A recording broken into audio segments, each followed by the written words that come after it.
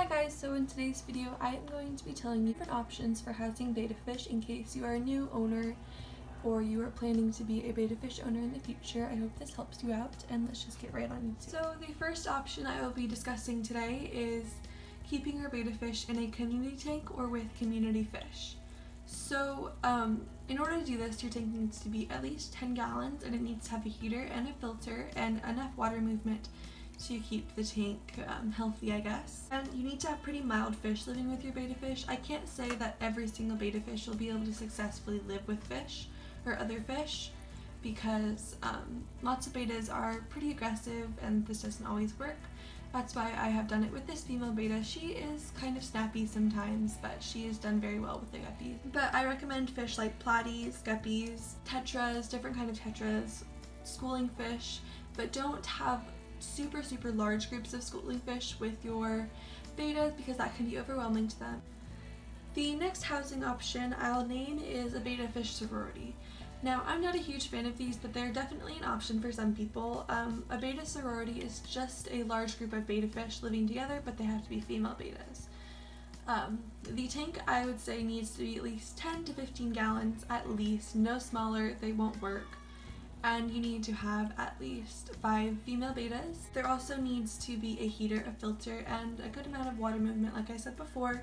And you need to have a lot of plants and hiding spots for your females because they need to be able to have their own space. That's why a large tank is recommended. I personally have never owned a successful betta sorority, so they are kind of risky. Females will fight and pick at each other pretty often, and sometimes that doesn't work out in the long run, so it's always good to have a backup plan.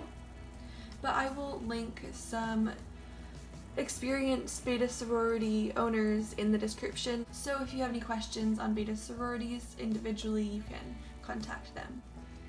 The next option I would say is the most popular option for keeping a betta fish because they are aggressive fish and they do best in solitary conditions. If you do plan on doing this, your tank needs to be at least 2.5 US gallons. You can convert this to whatever you use in your country or your location, but 2.5 US gallons is the minimum. The tank that this male betta is being kept in is 5.5 US gallons, and I'd say it gives him a very good amount of space.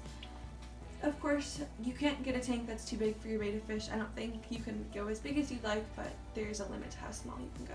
Another thing you must have is enough plants as well as a heater and a filter. And this would be the most successful option, I think, because there isn't very many ways you can go wrong. As long as you have a heater, a filter, and a nicely set up tank for your betta fish, you're set. Your betta fish is going to be healthy and good. Just make sure you're keeping up with water changes, same for any of these tanks. And last but not least, I have the divided tank. The divided tank is also a very good option. It keeps your betta fish technically in solitary conditions, although you are still housing more than one fish in a tank. To be able to do this, your tank must be at least 5 US gallons, so your betta fish will have 2.5 gallons if you split it right down the middle. Another thing you must have is a heater and a filter, obviously, and I do recommend having a air bubbler on the side of the tank that you don't have a filter on, so it keeps enough water movement on that tank and it still gets filtered. So I forgot to talk about the divider in a divided tank while filming the video, so I'm going to talk about it now, but your divider needs to be strong and sturdy. It shouldn't be a flimsy material like craft mesh. It can be craft mesh if it's layered up and you have things on the side of it to keep it in place, but you can't just stick it in the tank because that stuff floats and it won't stay sturdy. Betta fish are pretty strong, you'd be surprised. They're pretty crafty little fish.